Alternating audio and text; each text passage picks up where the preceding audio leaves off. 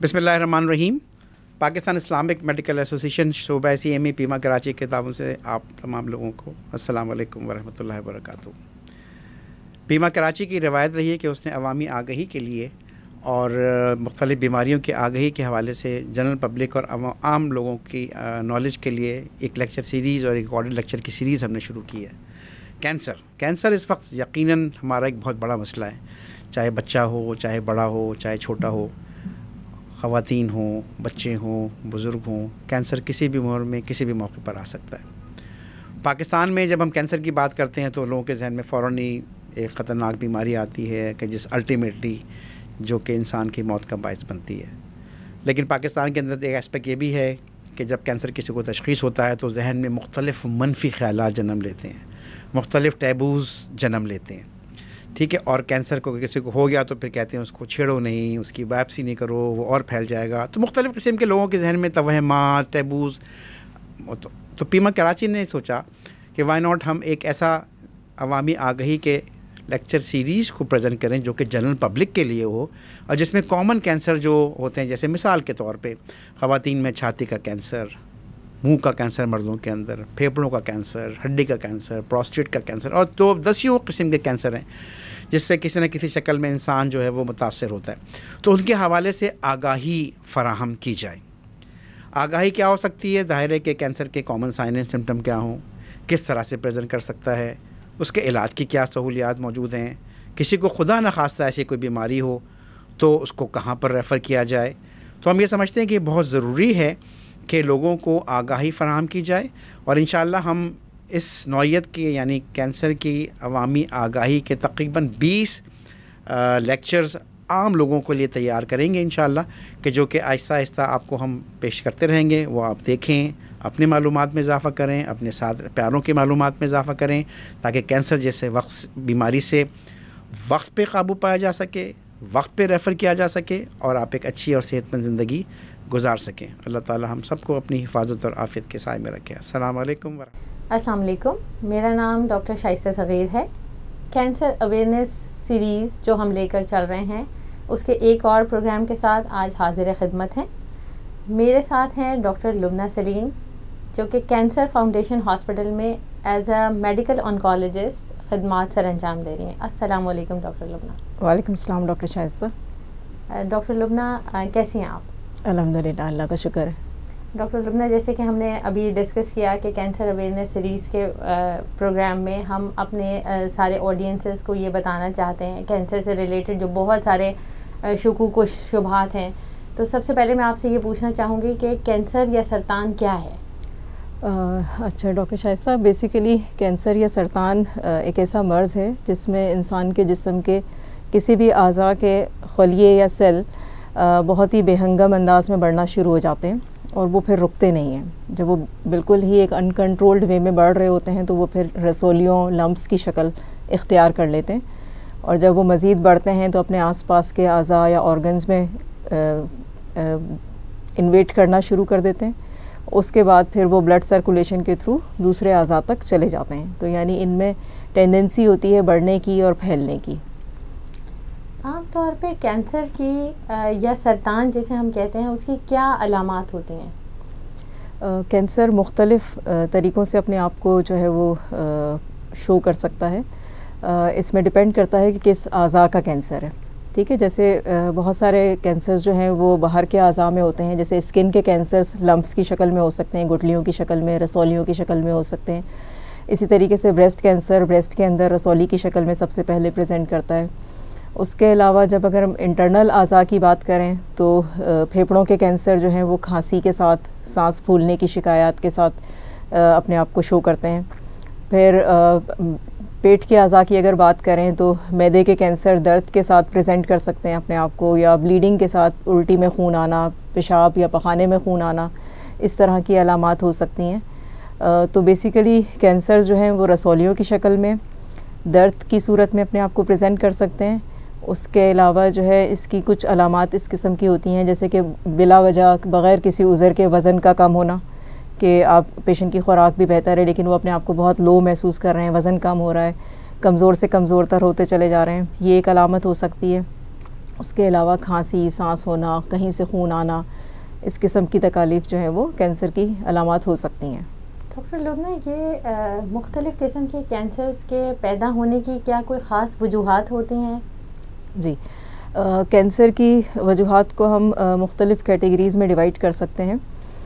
इसमें से एक कॉज जो कि रिलेटिवली बहुत कम नौइयत का होता है, जो कि जेनेटिक कहलाता है, यानी किसी भी फैमिली के जीन्स के अंदर कुछ ऐसे चेंजेस हो जाएं कि उनकी फैमिली में कुछ मखसूस किस्म के कैंसर बार बार होने लगें।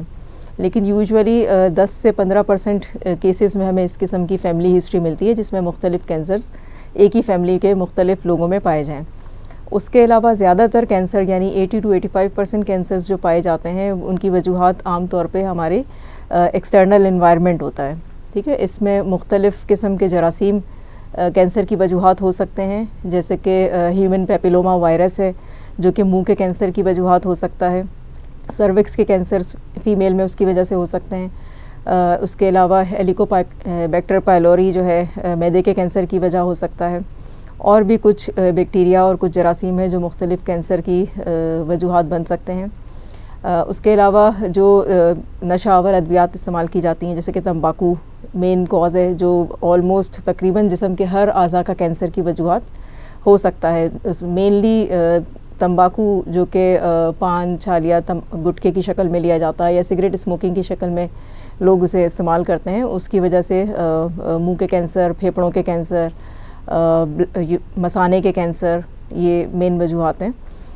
उसके अलावा अल्कोहल का इस्तेमाल जो है वो भी कैंसर की अलामात में से हो सकता है। अल्कोहल के इस्तेमाल से जिगर का कैंसर बहुत कॉमन है। उसके अलावा कुछ जरासीम जैसे कि हेपेटाइटिस बी और सी वायरस जो है वो जिगर के कैंसर की वजह हो सकता है। फिर हम इन्वायरमेंटल चीज़ों के ऊपर आएँ तो उसमें मुख्तलिफ़ वजूहात हैं, जैसे ये धुआं है, आर्टिफिशियल किस्म के जो फर्टिलाइज़र्स इस्तेमाल किए जाते हैं जिनमें केमिकल्स होते हैं जो डेंजरस होते हैं, ये कैंसर होने की एक वजह हो सकता है। आर्टिफिशियल कलर्स जो फूड्स के अंदर स्पेशली कैंडीज़ के अंदर जो इस्तेमाल किए जाते हैं वो कैंसर की वजूहात हो सकते हैं।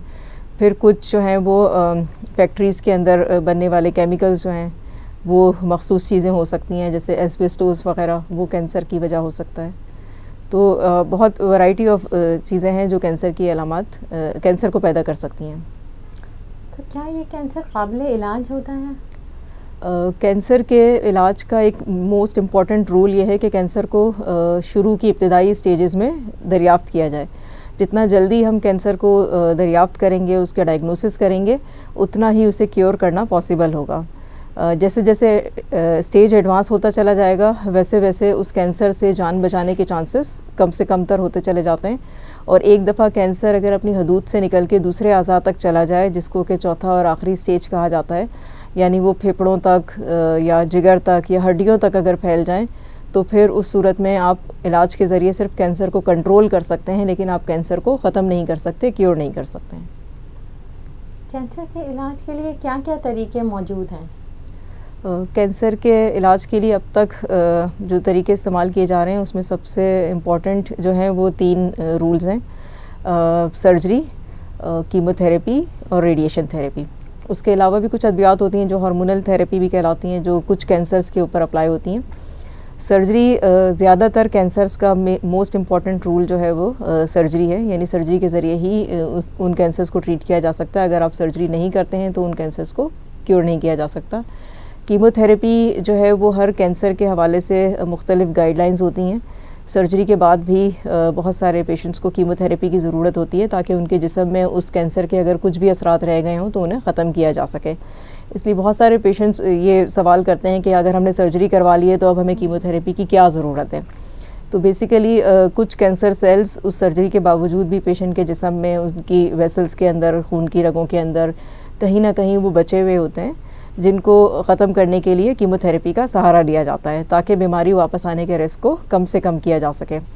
उसके बाद थर्ड चीज़ है जो रेडिएशन कहलाती है। रेडिएशन थेरेपी रेस के ज़रिए इलाज होता है, जो मुख्तलिफ़ कैंसर्स में इसका भी सहारा लिया जाता है कैंसर को क्योर करने के लिए। क्या एक दफ़ा इलाज बिल्कुल मुकम्मल अगर करा लिया जाए तो ये वापस भी आ सकता है? जी बिल्कुल, कैंसर के वापस आने का रिस्क हर मरीज़ के अंदर होता है। जितना अर्ली स्टेज होता है उतना वो रिस्क कम होता है। जैसे पहले स्टेज की अगर हम बात करें तो मुख्तलिफ़ कैंसर्स में पहले स्टेज से आम तौर पे 90 to 95% या उससे भी ज़्यादा पेशेंट क्योर हो सकते हैं इलाज के साथ। सेकेंड स्टेज में ये क्योर का रेट कम हो जाता है, तकरीबन 80-85% चांस होता है कि पेशेंट इलाज के साथ हमेशा के लिए सही हो जाए, लेकिन कुछ मरीज़ ऐसे होते हैं जिनमें बीमारी पलट के वापस आ सकती है।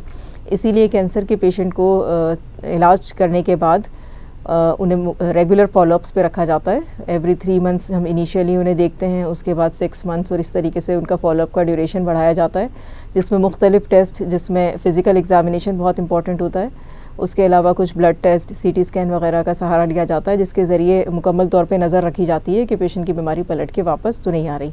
लेकिन हर मर्ज़ के अंदर वापस आने का एक रेशो होता है कि बीमारी वापस आ सकती है इलाज के बाद भी। बहुत शुक्रिया डॉक्टर लुबना।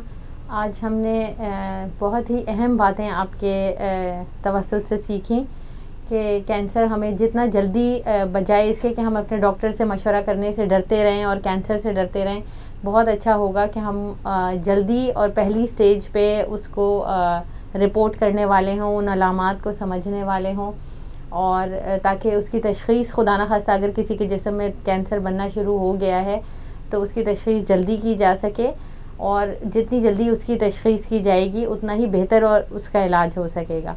जी बिल्कुल। आपका बहुत शुक्रिया।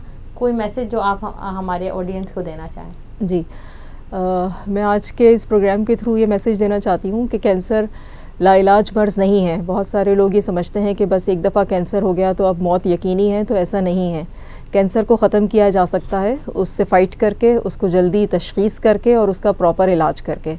तो प्लीज़ अपनी केयर कीजिए, अपने बॉडी को जो है वो महसूस कीजिए, उसमें किसी भी किस्म की तब्दीली अगर आप महसूस करते हैं तो उसे रिपोर्ट कीजिए, अपने डॉक्टर से मशवरा कीजिए, एग्ज़ामिनेशन करवाइए, ताकि कैंसर को जल्दी तशख़ीस किया जा सके और फिर उसके जो राइज तरीका इलाज हैं उनको फॉलो करते हुए अपने आप को क्योर करने की कोशिश कीजिए। बहुत शुक्रिया डॉक्टर लुबना आपका। ये था हमारा कैंसर सीरीज़ का एक प्रोग्राम। इंशाल्लाह किसी दूसरे प्रोग्राम के साथ हम दोबारा जल्द ही हाज़िर होंगे। अल्लाह हाफ़िज़।